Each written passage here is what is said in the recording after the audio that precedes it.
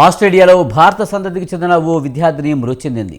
4 ఏళ్ల తర్వాత తన కుటుంబాన్ని కలిసేందుకు భారత్కు బయలుదేరిన ఆమె హఠాత్తుగా విమానంలోనే ప్రాణాలు విడిచింది. ఈ హృదయ విదారక ఘటన క్వాంటాస్ విమానంలో చోటు చేసుకుంది.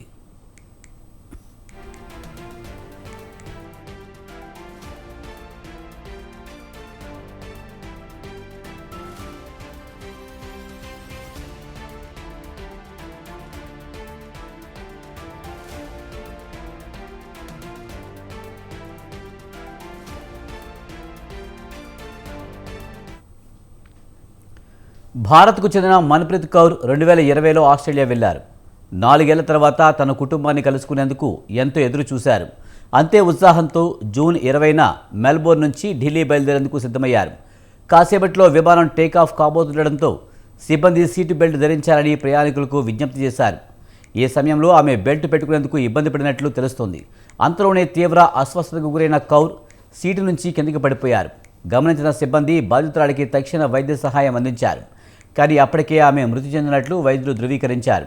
ఈ ఘటన తాజాగా వెలుగులోనికి వచ్చింది. కౌర్ కొంతకాలంగా క్షయవ్యాధితో బాధపడుతున్నట్లు ఆమె స్నేహితుడు తెలిపారు.